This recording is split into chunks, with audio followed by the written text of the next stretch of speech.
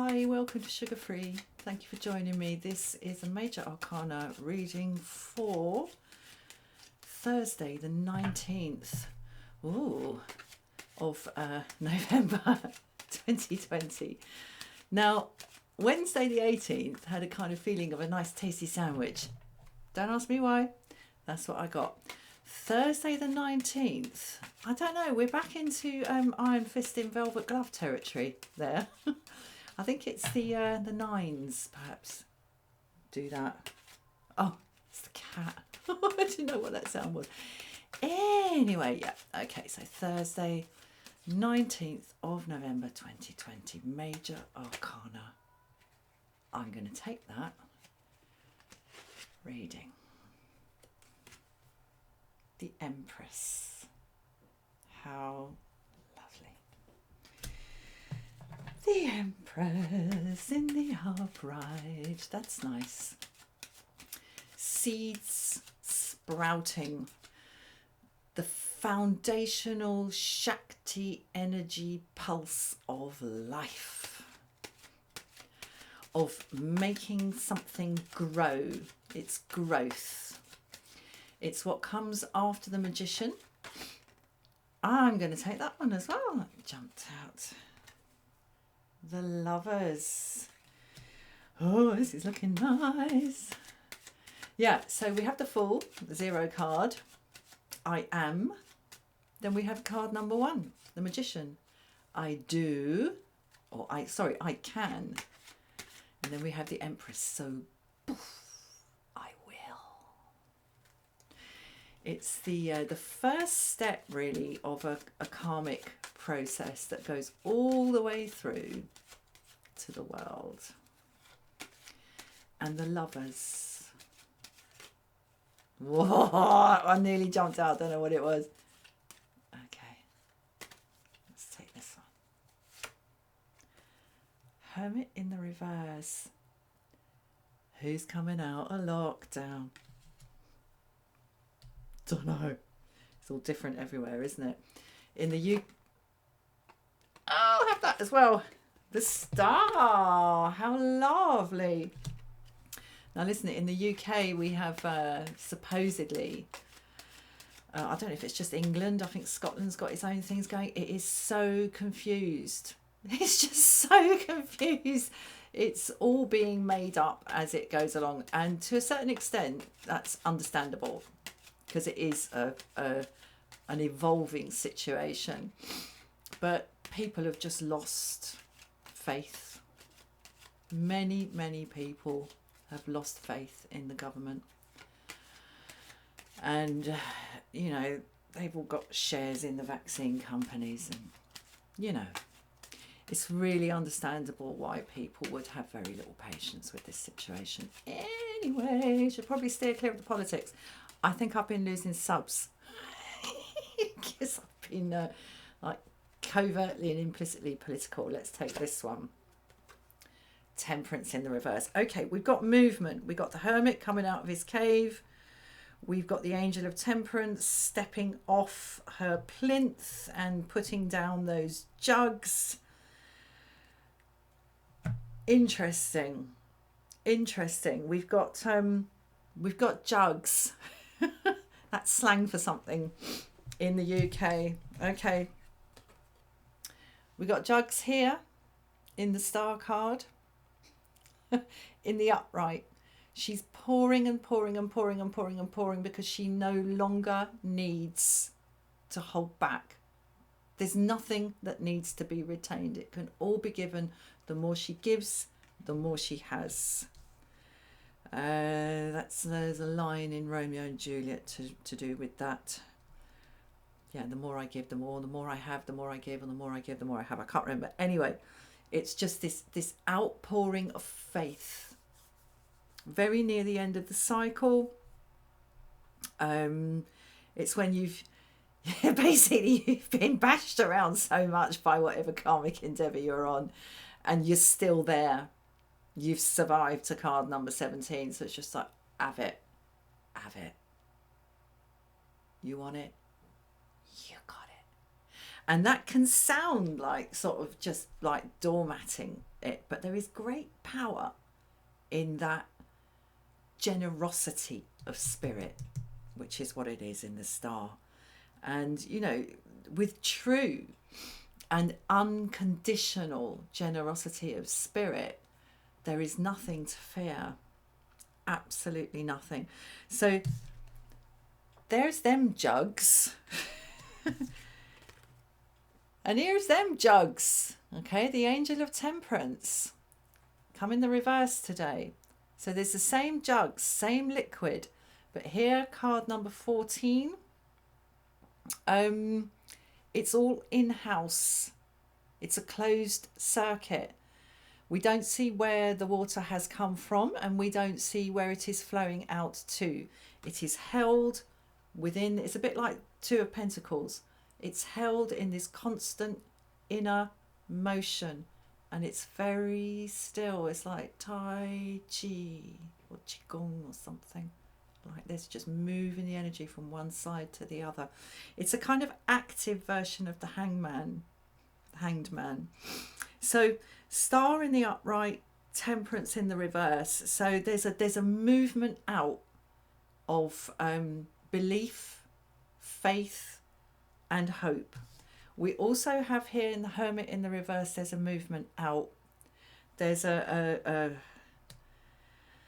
right, okay, no, I'm going to go back to the beginning. So we got the Empress, growth, fertility, seeds sprouting, the first little kind of shoots of something popping their head off, the first kick of the baby inside, that moment of conception. How wonderful. Followed by the Lovers. Sorry, I'm holding it to the other side of the screen today, so I'm getting a bit mixed up. The Lovers, the paradigm shift, the gear change, and the awareness that in choosing one thing, we unchoose the other. That's what's going on in this card. We have the young man in the middle trying to decide between his girlfriend and his mother. And we know from that little angel at the top that what we're really dealing with here is the inexorable leveling up through choice. It's shifting from something being a hobby to being a profession. It's graduation. It's the toddler learning to walk. It's the young person leaving home for the first time, learning to drive. It's that movement forward, and it always involves fear, always, because in choosing the new, we have to let go of the old, and the old is familiar. And even when that doesn't seem to work so well, because we have this kind of this new thing in front of us, and then we're excited by it, we're attracted to it, and we kind of move towards it. And that's what the arrow is about, you see. That's what the Cupid is about. It's a force of nature. It can't be stopped. You know, letting go of the old, or kind of moving on from the familiar, it can be scary, because, you know, within the familiar there are some things that do actually work reasonably well. And we think, well, if we sort of like go forward to something new, we're going to have to let go of all that as well. But what I have found is when that movement forward into the new is healthy and based in health, the good stuff that we already have kind of comes with us and just gets better. That's what I have found. So that's a little encouraging little note there. So we got lovely growth and movement out, like going from the inward, and the kind of the closed off in the Hermit card there, and the closed circuit of the spiritual energy, just moving from one side to the other. I'm just going to stand here really still and move this energy of the Temperance card, both in the reverse, and sitting between those two, the star. You cannot take from me, because everything I give is fueled by more. There's more. Have it. You will never ever exhaust my supply of this. That's what the star says. How wonderful. Right, okay. I'm going to get something more on the lovers here. I'm always fascinated by the lovers. There's so much going on in the lovers card. Because not only do we have a kind of a leveling up, we have, as I say, this awareness that in choosing this, we don't choose all the that's that we could also have. And sometimes in taking that kind of choice, and I guess this is really what the lovers is about, there's no going back. All right, there's no going back. Once that young man has committed to the young woman, he'll always be his mother's son, yes, but it will never quite be the same. Never quite be the same. So let's see, what are we letting go? What's being let go of? Because we can see what we're moving towards in with the Hermit in the reverse, the Star and Temperance in the reverse. We're moving towards a kind of, it's like a river opening out and like, it's wonderful, wonderful. And also, you know, at the root of the reading here, the Empress. So we can see what we're moving towards, what we are saying yes to. And in saying yes to that, what are we kind of eschewing, as the word goes? Now that jumped. I'm going to put that down there and get another one as well. To eschew meaning to like to forego, and to take a swerve on. What are we taking a swerve on?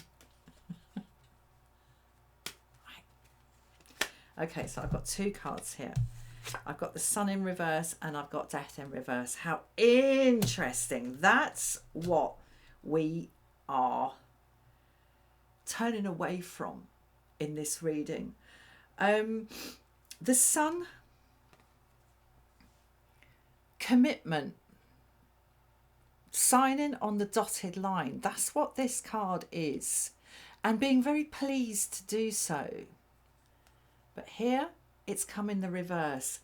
Lack of commitment, lack of union of this with that. So like discombobulation, disunity, and undecidedness, lack of conviction.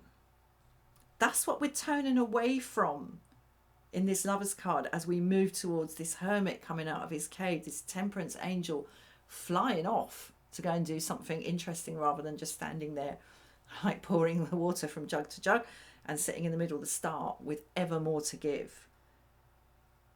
What we're turning away from in that is lack of commitment, disunity, and essentially lack of trust of self.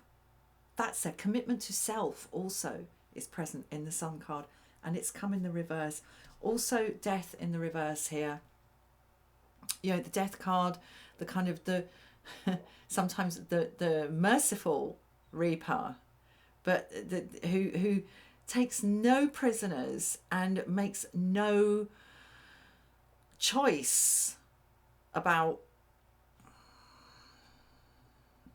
what it does. It just does what it does. It is what it is, as the phrase goes. And the Death card here, we see what is swept away. Everything is swept away. It doesn't matter how many... Oh, is it going to focus? Come on, focus. No, it's not focusing. It doesn't matter how many tools, books, weapons, jewels, heaps of flipping gold, like, what is it, Smaug, that dragon who just had all that gold because he loved it. It doesn't matter how much power you have. This dude will be along for you one day. Right, get with it, man. Get with it. But it's come in the reverse. So again, an unending of something, a lack of conclusion of something in Sun in the reverse. This is what we are choosing not to keep on with in the Lover's card. Instead, we are choosing this path of expansion and coming out of the dark, out of the closed circuit, out of the this contained, like, constricted sort of space. And there's the Star. How wonderful. Right, I'm going to leave it there. That is just glorious. So I'm going to cut my losses and leave it there. Thank you so much for watching. I'll see you again soon for another reading. Namaste.